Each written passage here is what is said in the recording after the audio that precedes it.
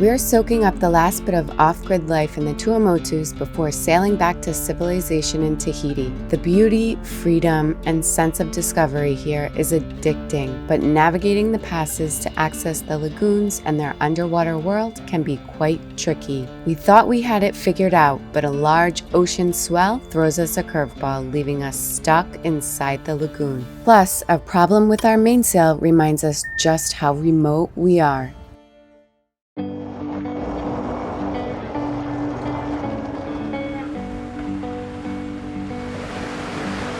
At the telltales, what is that? Underwater flying up.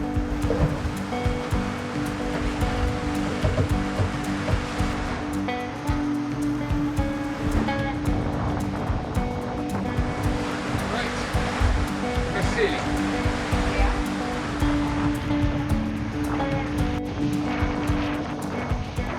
Hello, everyone. Today we are sailing 30 nautical miles from the Fakarava South Pass to the north because tomorrow we're going to do a little provisioning. So it's pretty funny to think that in these remote places you sail to go grocery shopping instead of driving a car or something like that like you would on land. It's a beautiful day today. We've got about 16 knots of wind. We're going just over 8 knots. It's on the beam. In just a bit we've got to turn a little bit more into the wind, but still gorgeous. There's a cargo ship that comes every Wednesday morning with supplies, and so we've heard that these things sell out within like an hour, so you have to be there first thing in the morning. So today is Tuesday, we'll get there, anchor, and then first thing tomorrow morning head into town and hopefully pick up some fresh stuff because we've been out here just over 3 weeks, so we're out of fresh stuff, except for what we've got in the freezer, but still. We do need to keep an eye out for bommies, but we're following our friend's track and using the satellite overlay in Navionics, so hopefully we'll be okay.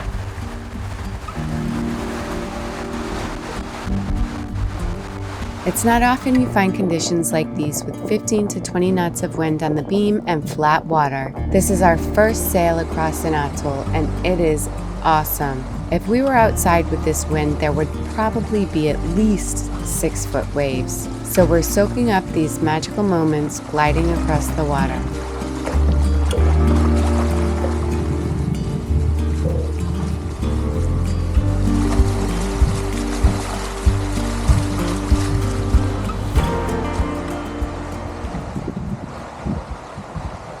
Good morning, everyone. We finished up our beautiful sail yesterday, got anchored, went in for some pizza, our first restaurant in almost a month.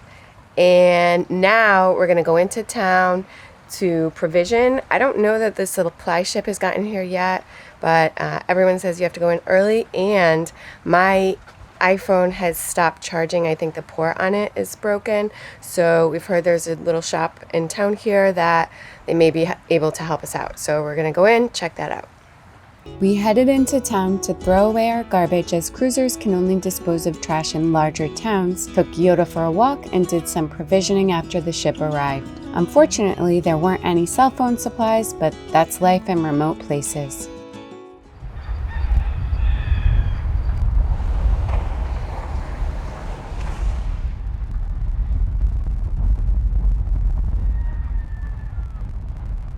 Happy birthday! Thank you, love.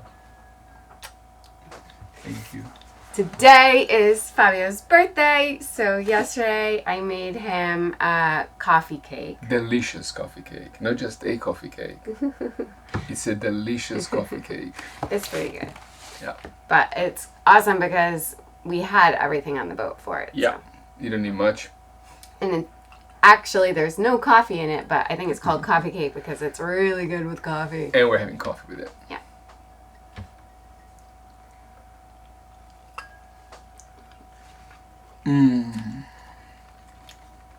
Delicious, I must say. Mm-hmm. You're a chef.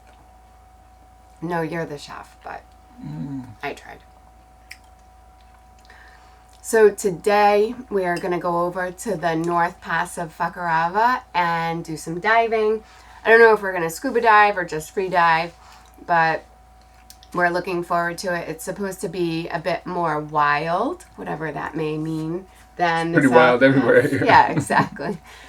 And so, yeah, we're looking forward to it. First, we're going to go and fill up with diesel. Yeah. Right? And it's nice here because you can actually tie up to the wall. Yeah. You don't have to slap all those diesel jugs. Yeah. It's good stuff. But first, we're going to finish our coffee and cake. We picked up the anchor and motored just a few minutes through the anchorage to fuel up. A huge thank you to our patrons. We are so grateful for your support. If you'd like additional content and real-time updates, consider joining the Harbors Unknown community on Patreon.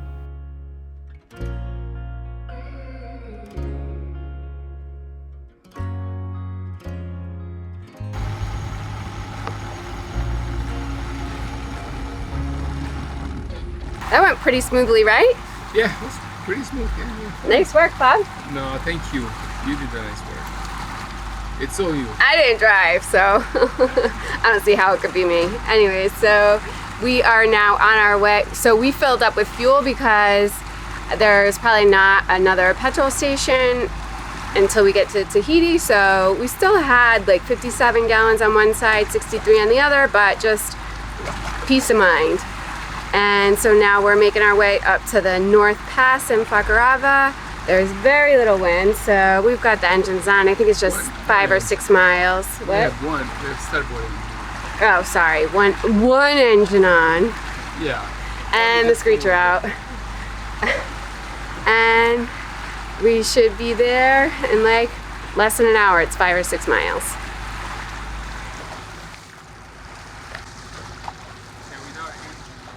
The true wind speed is 8.6, so just with the screecher out, with not a sail, we'd be doing like 3.5 knots. Which is fine, I mean... Well, we have to get the current, you know, so we want to be in the water around noon. It is noon. Right, so we need to go. Well, it's 11:30, we didn't set the clocks back. But, you know, so we don't have time to dilly-dally, really. Okay. When you're diving the passes, you always have to take into account when the high and low slack are.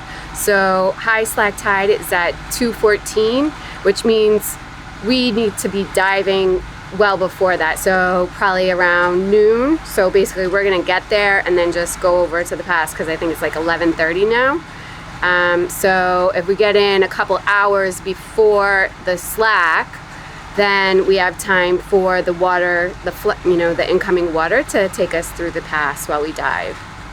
And that is the only safe way to dive.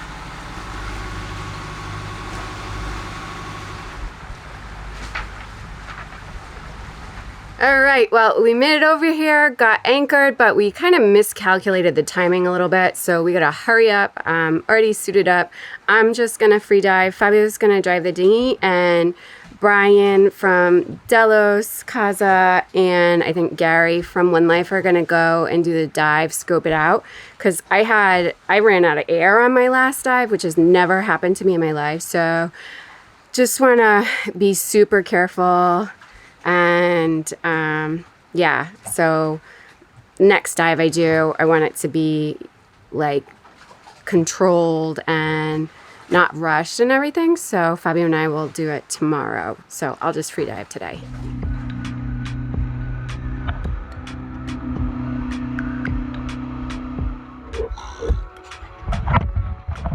I jumped in to explore the underwater world. Before taking a freediving course, I couldn't even dive down 5 feet without feeling pain and pressure in my ears and was unable to clear. Between the course and watching Adam Freediver's YouTube videos on clearing your ears, I was able to dive down 50 feet during the final test.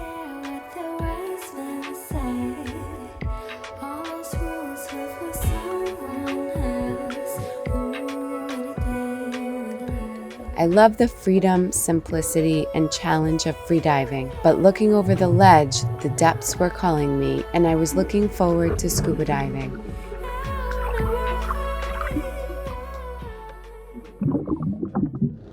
Hey guys, we already did our first dive this morning at the Fakarava North Pass, and the current was ripping. We were just along for the ride. It was incredible. That's probably the strongest current I've ever been in, even in Galapagos. But it was a really cool dive. At one point, there were a bunch of sharks there, and they were actually hunting, which is pretty unusual for during the day. So it must have something to do with the way the current was running so quickly. But there's so much life, like so many fish.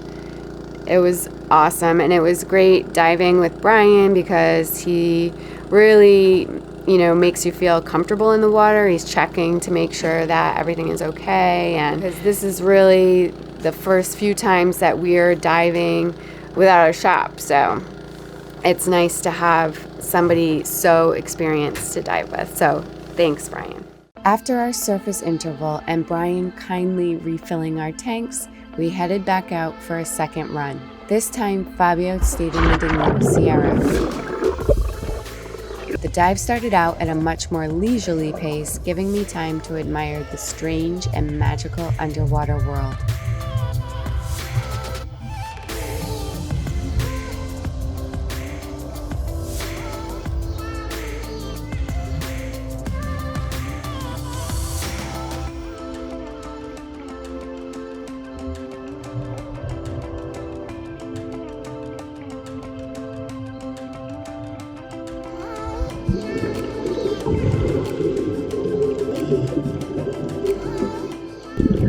Wow, what an amazing day of diving. The second dive, we timed it even better, so we were able to spend some time on the wall, really checking out all of the different species of fish. There are so many different kinds.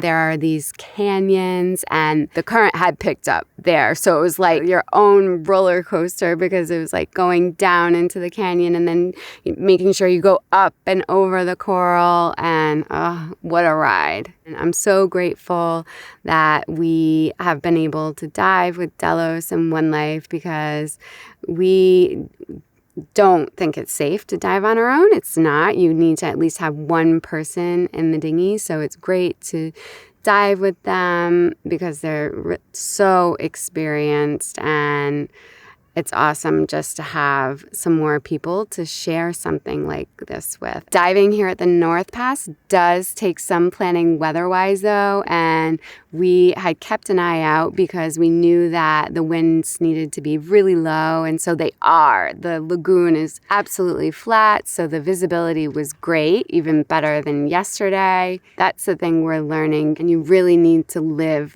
by the weather here. This would become even more apparent in the coming week as we moved over to the next atoll. Hello everyone! Today we left Fakarava and we're headed to our next atoll, Toau. I think that's how you pronounce it.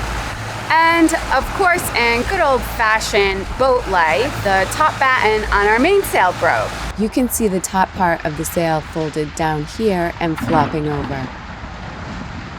It was quite evident as we brought the sail down.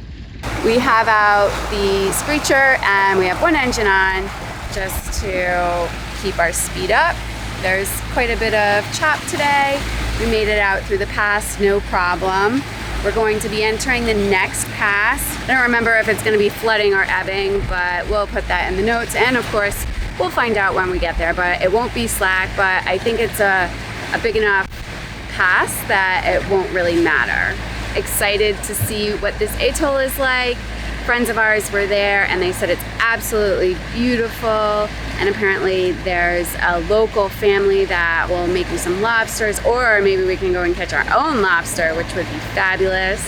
There's a blind pass in the north, which is supposed to be really fabulous snorkeling, but we're gonna wait to do that because the wind is gonna be coming out of the north, kind of northeast, northwest these next few days. So we're on our way.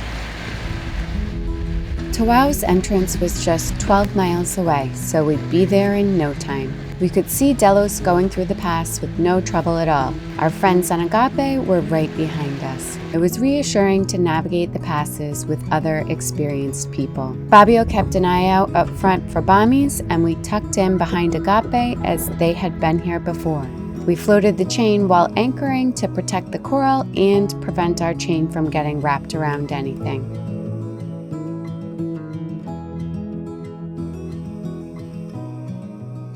Made it through the pass, absolutely no problem. There was current with us, but the wind was also behind us, so it was super flat. And then once we got in, we saw a couple shallow spots, so we followed Agape in. They've been living here in French Polynesia for like, I don't know, 5 years at least. So followed them in, set the anchor, and we're good to go. So now we're gonna enjoy a little bit of lunch, and then once it cools down, figure out what we're gonna do about that batten. We broke the first batten from the square top. It sucked. We're bringing up the sail, hoisting the sail, and maybe got stuck in the top and lift. Broken in the middle, and here it's stuck. It won't come out. I think I'm gonna have to open a little slit in here and just take it out, and then close it again, sew it again. We'll see what happens. I choose this spot instead of here because there are many more layers here, and that's where the force is. So I guess if we can push it up and then extract it from here, it'll be easier. I hope.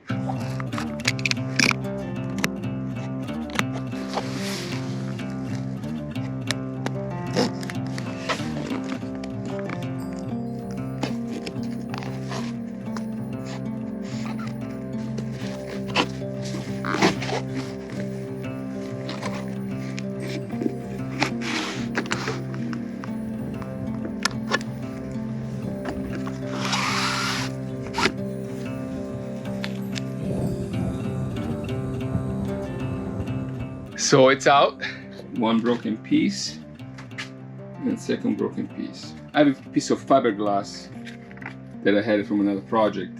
I'm going to use it as a support to start the project and see how that works. One job for the evening.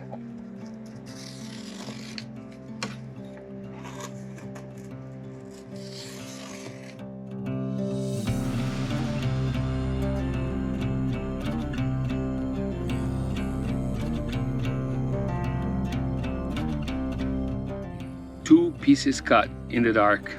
I want to glue them before, I want to put some resin down before the night so it has time to cure.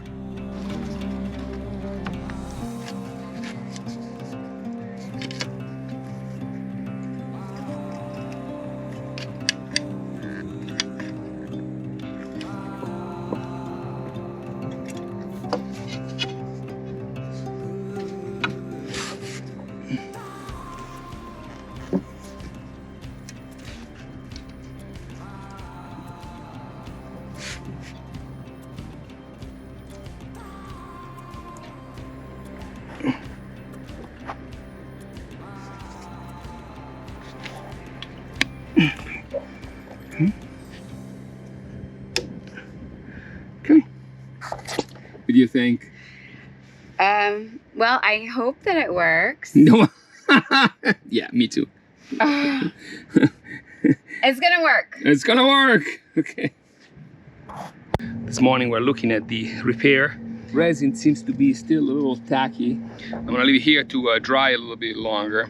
I may not have mixed the two components well enough, but I think that if I leave it there long enough, it'll get dry.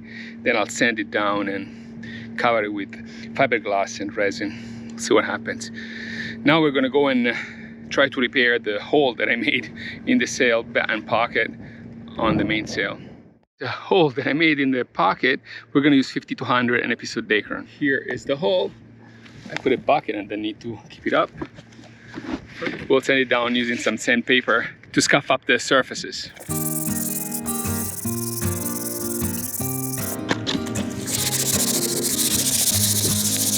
Then we'll mark the piece of Dacron that we're going to replace.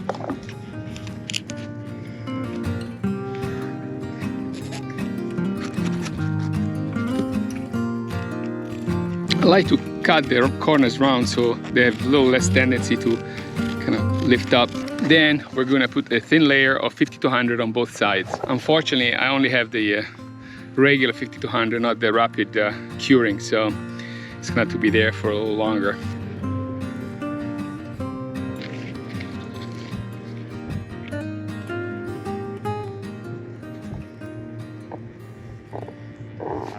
Then I'm going to put a piece of plastic on top and some weights and hope for the best. We'll come back tomorrow and see if it's cured enough, and then I'll put some stitches on the corner to see but it's really hard to keep it pressed down. Last a little longer, keep it in the freezer.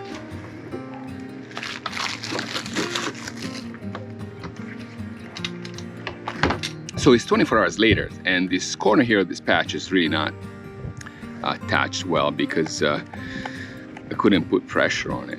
And so I'm gonna put some stitches all around. Fabio first tried with a needle and a pair of pliers, but it was really difficult given the thick fabric. He switched over to a speed stitcher, which still gave him a hard time. But eventually he completed the one side and the other side was glued down well. Next, he finished the batten by applying a layer of fiberglass and resin.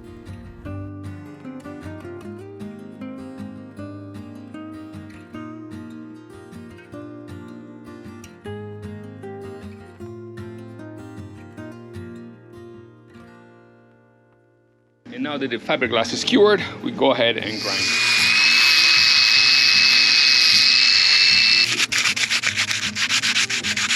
Let's see if it fits back into the pocket.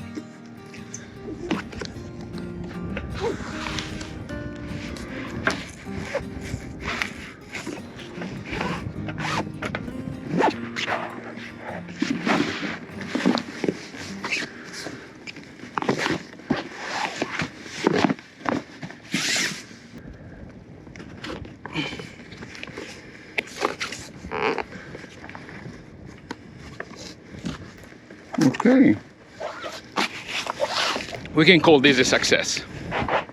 While in Toau, we made sure to carve out some time to spend in the water. Some of the most beautiful coral we saw in the Tuamotus was on a bami in the lagoon. Black-tipped sharks and small fish wove in and out of the pastel-colored coral. But in the back of my mind, I knew we needed to get going.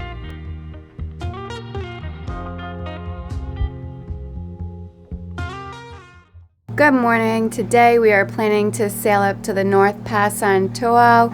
There's a false pass there, and so the snorkeling is supposed to be great. There's a couple that run a little restaurant there, and so we've been looking forward to heading that way. We're waiting for the tide to change. It's actually supposed to be flooding right now, but there's something kind of strange going on where it still hasn't changed just yet. There's a couple of big systems to the south and it's causing some swells, so maybe that's what's causing the issue, but I flew the drone just a few minutes ago to check it out. There are still quite a few waves in the pass, so we're gonna wait just a bit. We're gonna head over there with Agapi, Rachel, and Josh, and Rachel's gonna fly the drone in just a bit to see if it gets any better. So hopefully we'll be able to head out here pretty soon.